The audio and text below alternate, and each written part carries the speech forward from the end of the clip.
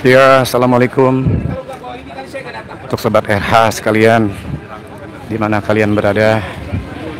Nah, pada saat ini kita berada di Polda Metro Jaya. Ada agenda panggilan terhadap beberapa saksi dan sekaligus komplain atas Jokowi karena beliau tidak pernah hadir atas panggilan. Apa ini kamu kerjakan?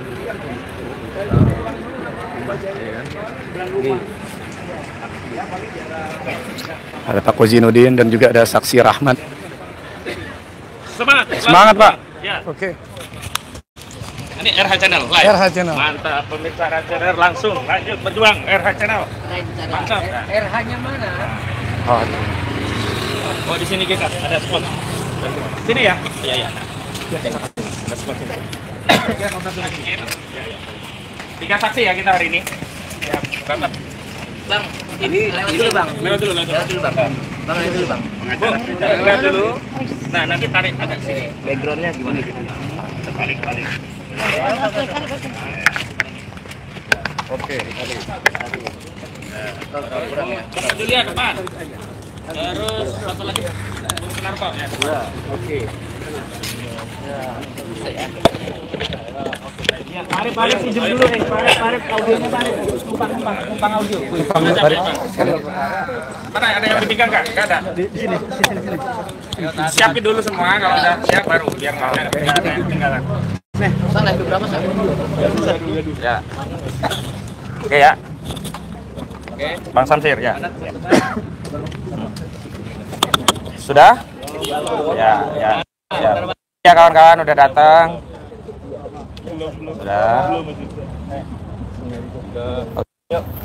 Oke.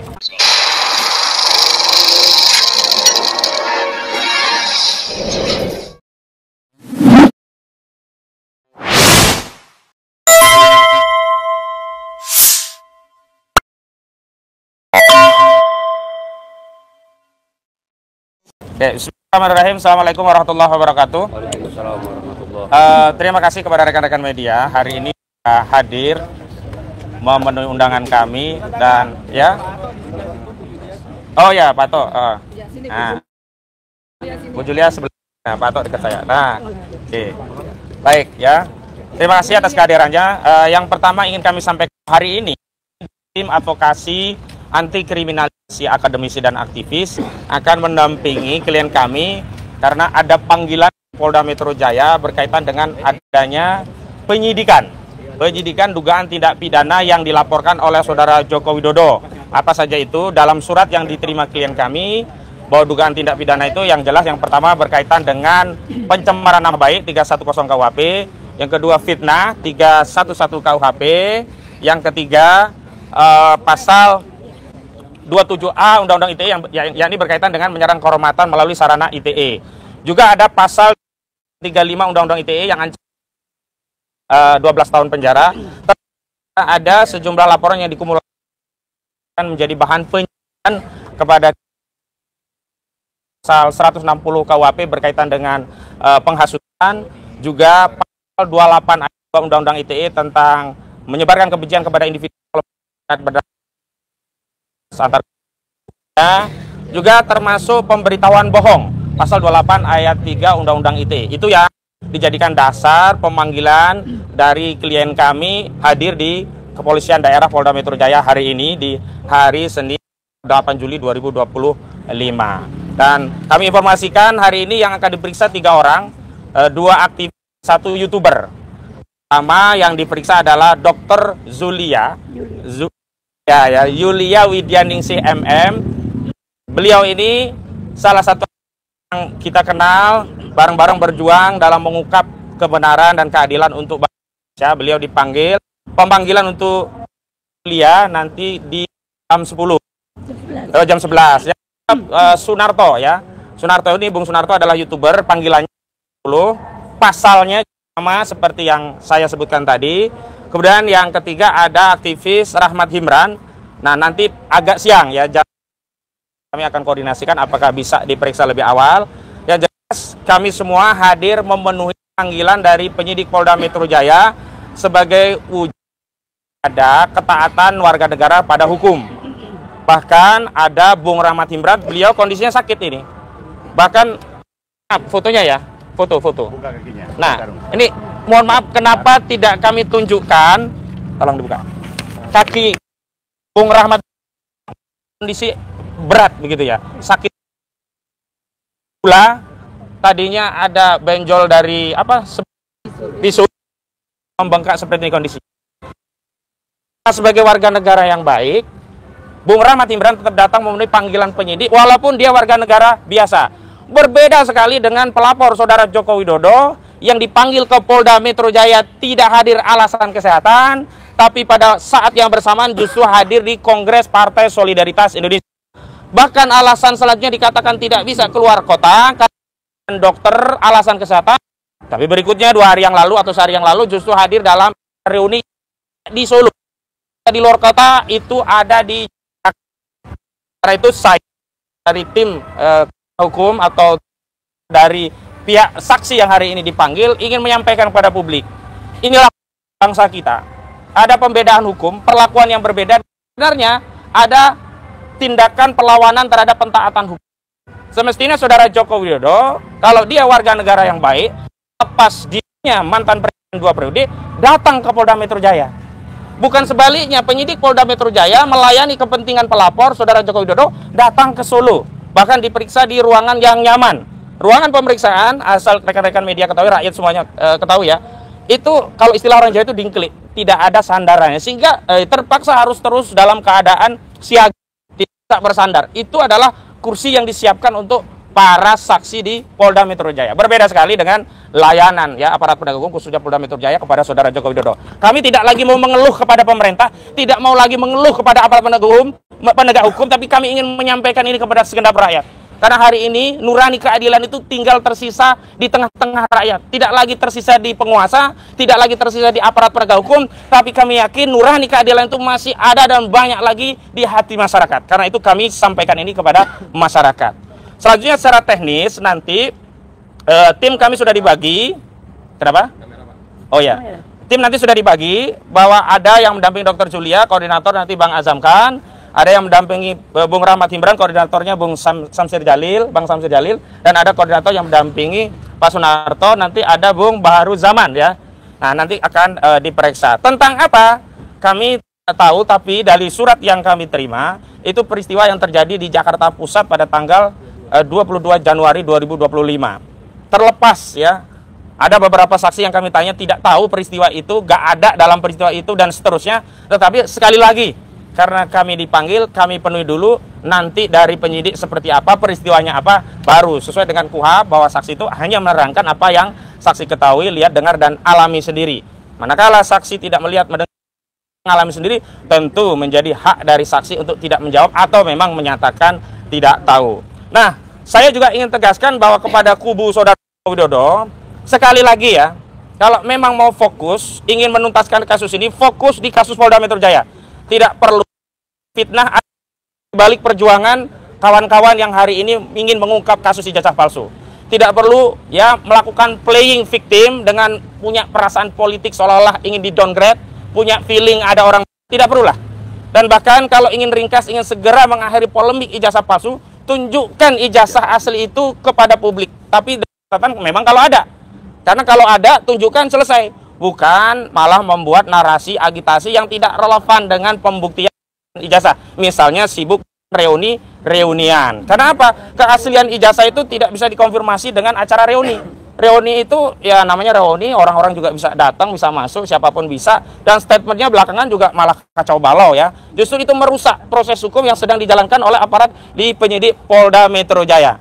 Dan selanjutnya kami juga nanti ingin mengkonfirmasi, memastikan apakah benar ijazah saudara Joko Widodo yang konon, saya sebut konon ya karena kami belum melihat langsung, yang konon ijazah itu sudah disita baik SMA-nya juga S1 UGM-nya oleh penyidik Polda Metro Jaya. Nanti kami akan lihat apakah saksi-saksi sebelum diperiksa ditunjukkan sebuah dokumen ijazah S1 dan SMA milik Jokowi, lalu ditanyakan apakah saudara pernah melihat ijazah ini, apakah saudara setelah melihat ijazah ini yakin bahwa ijazah saudara Jokowi asli dan seterusnya. Nah, dari situ baru kita bisa meyakini bahwa memang ijazah itu disita, tapi belum sampai tahap apakah itu asli atau tidak. Karena barang yang hanya dilihat sekilas belum tentu juga bisa kita simpulkan asli atau tidak, tapi bisa kita konfirmasi bahwa ijazah itu benar memang disita penyidik ketika ditunjukkan kepada saksi sebelum diperiksa. Lalu kami ya, oh ya kamera sini ya, dan kami terakhir saya juga menghimbau, mari kita jaga-jaga Polda Metro Jaya.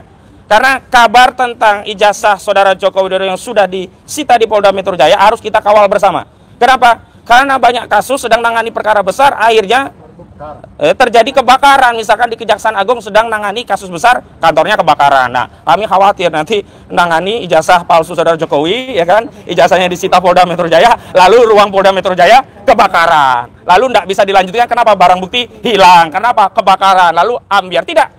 Kita harus memastikan ijazah ini bisa terungkap karena ini berkaitan dengan legasi bangsa Indonesia yang akan kita wariskan kepada anak cucu kita. Kita tidak sedang bicara kita pada hari ini, tapi kita bicara Indonesia di masa depan. Kita bicara legasi warisan Indonesia ini untuk masa yang akan datang, untuk anak cucu generasi selanjutnya. Sejatinya kita tidak pernah mewarisi bangsa ini dari founding father kita, tetapi kita mendapat amanah dari para pejuang-pejuang terdahulu agar negeri ini sampai pada kita dan selamat kita wariskan kepada anak cucu kita. Betul. Jadi ini tidak, saya tersinggung tadi dalam acara diskusi di Metro di Kompas TV, ada seorang pengamat yang mengatakan isu ijazah palsu ini hanya apa? Hanya dianggap sebagai gosip politik.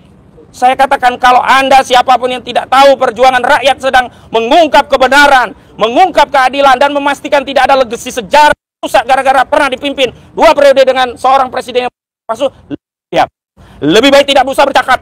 Lebih baik tidak usah berpendapat. Dan hari ini saya tantang saudara Joko Widodo, kalau memang benar ada orang besar, tunjuk hidungnya. Siapa namanya? Apakah orang besar itu Aguan? Sebut Aguan. Kalau orang besar itu Antoni Salim, sebut Antoni Salim. Kalau orang besar itu SBY, sebut SBY. Jangan mengedarkan fitnah. Kan aneh. Mereka melaporkan difitnah oleh klien kami karena ijazah palsu. Tetapi hari ini mereka mengedarkan fitnah. Fitnah hanya pada orang yang disebut besar tadi, tapi juga kepada klien-klien kami, seolah-olah kami cuma pion politik. Seolah-olah kami ini orang-orang yang bisa dikendalikan oleh partai politik, orang besar di negeri. Enggak.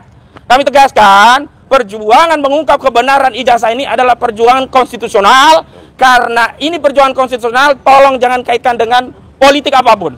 Sehingga ketika saudara Joko Widodo berusaha mengalihkan ini kepada aktivitas politik, bahkan dengan tuduhan-tuduhan fitnah-fitnah, ada orang besar, ada yang ingin mendowngrade, ada yang ingin menjatuhkan reputasi politiknya, sejatinya saat itulah saudara Joko Widodo sendiri yang sedang berpolitik. Nah, terakhir, nanti saya akan mintakan statement sebentar dari pihak yang akan diperiksa, bahwa sejatinya inilah sikap dari seorang warga negara yang layak dicontoh. Datang memenuhi panggilan polisi, bukan mangkir alasan sakit, tapi setelah itu justru beraktivitas politik di Kongres Partai Solidaritas Indonesia. Bukan tidak datang ke Polda alasan luar kota jauh, tapi tiba-tiba pergi ke luar kota untuk melakukan reuni-reunian. Demikian yang pertama, saya minta dari Bu Julia. Belum nanti ada tanya. Ya. Assalamualaikum warahmatullahi wabarakatuh. Saya Yulia, warga. Melihat selama ini apa perkembangan yang terjadi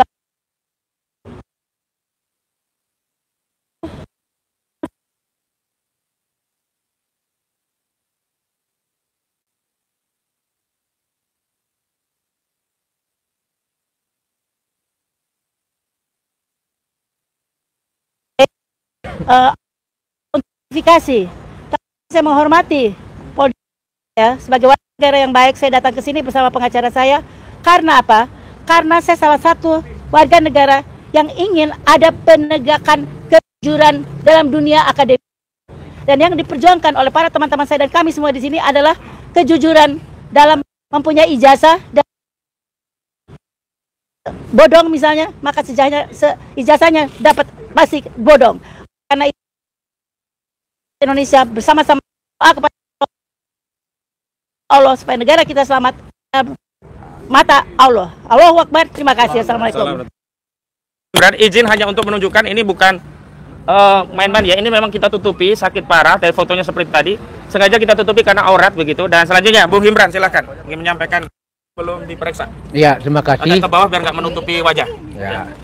Jadi saya Rahmat Imran, juru bicara TPUA. Pada hari ini saya dipanggil sebagai saksi pasca kasus ya, pemeriksaan 12 orang tersangka itu.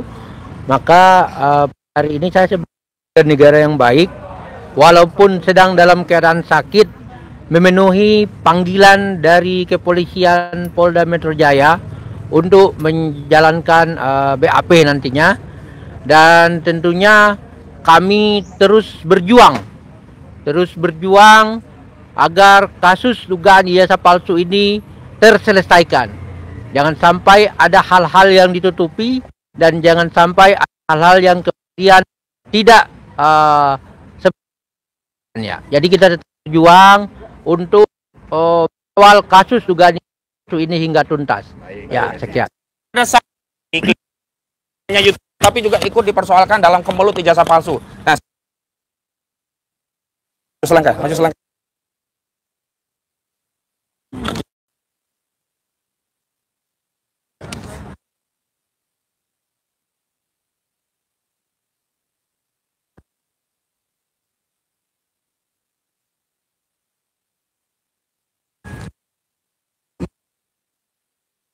Dan kebenaran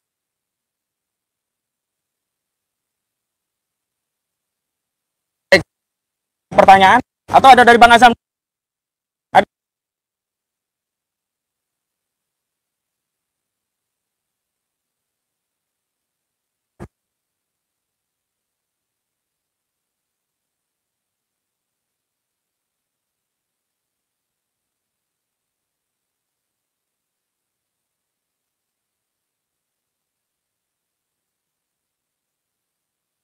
Gus Dur dan Bambang Tri.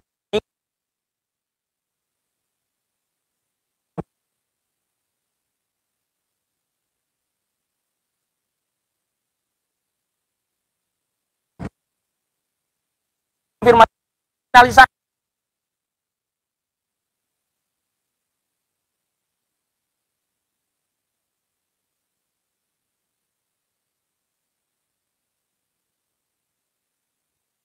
apapun reunian. Ada lagi? Cukup ya? Ya. Assalamualaikum warahmatullahi wabarakatuh. Terima kasih ya.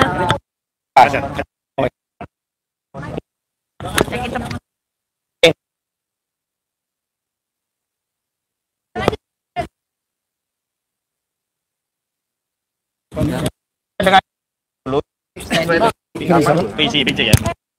Ini bisa. Tarik.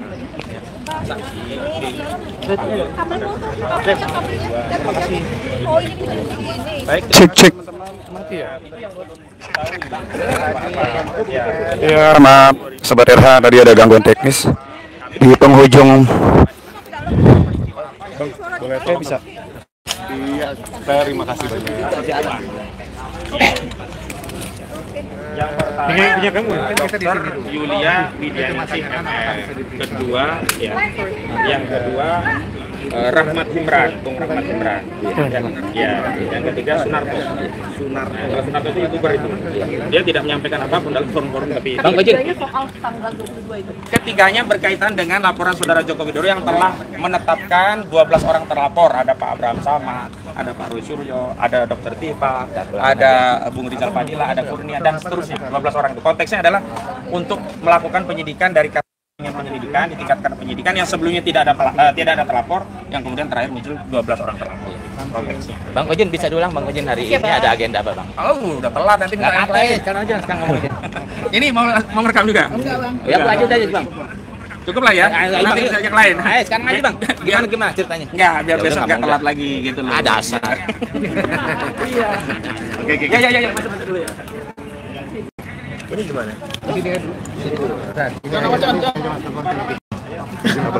Oh ya.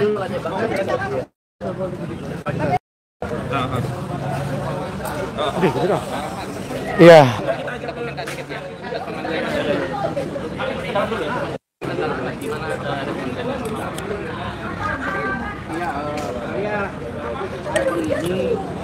dipanggil oleh Polda Metro Jaya untuk diperiksa di BAP sebagai saksi. Jadi bukan klarifikasi, tapi sebagai saksi. Oke. Ya, terkait 12 orang yang sudah ditetapkan untuk melalui tahap penyidikan oleh Polda Metro Jaya. Ya kan? Nah, kami terus berjuang untuk menyampaikan hal-hal yang seharusnya kita sampaikan. Walaupun saya dalam keadaan sakit, walaupun saya masih dalam keadaan penyembuhan, tapi kita malah datang ke tempat ini ya. Bukan kayak yang lainnya yang dipanggil tapi mangkir dengan alasan nggak bisa hadir dan lain sebagainya. Nah, ini kita akan sampaikan ke publik bahwa kita sebagai warga negara yang baik akan tetap mengawal berbagai macam proses ya, persoalan kasus-kasus terkait dugaan ijazah palsu yang dilakukan oleh mantan Presiden Republik Indonesia Joko Widodo. Jadi kita akan menyampaikan apa yang kemudian kita tahu, apa yang kemudian kita yang tahu terhadap kejadian-kejadian yang ada dalam dugaan-dugaan kasus ijazah palsu Joko Widodo. Jadi kita juga merupakan pelaku yang melakukan perjalanan ke Jogja UGM dan ke Solo. Nah, kita merupakan rombongan itu ya. Jadi mungkin saya dipanggil pada hari ini, kita nggak tahu apa yang akan ditanyakan oleh penyidik di dalam. Cuma intinya kita akan menjawab apa yang kita tahu terkait persoalan ini. Bang Rahmat, kira-kira kenapa Bang Rahmat jadi saksi? Apakah karena berangkatan ke Jogja dan Solo atau ada hal yang lain? Katanya ini terkait dengan konferensi pers tanggal 26 Maret. Ya. Jadi pada saat konferensi pers itu tanggal 26 Maret, saya sebagai juru bicara TPUA kemudian menjadi salah satu host MC dalam diskusi tersebut.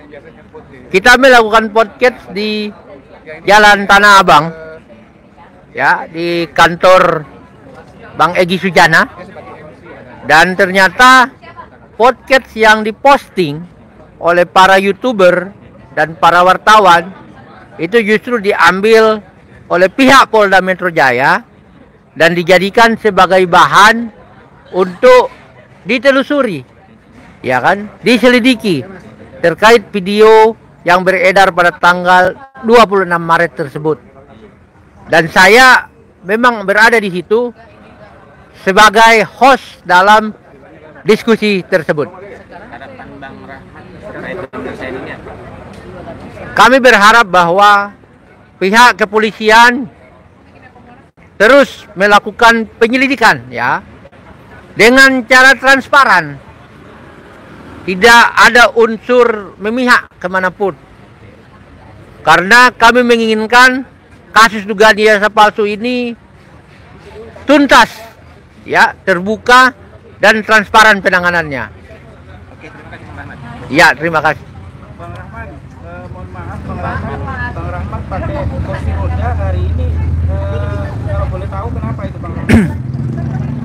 Ya, jadi pada hari ini saya masih dalam keadaan sakit ya sebenarnya.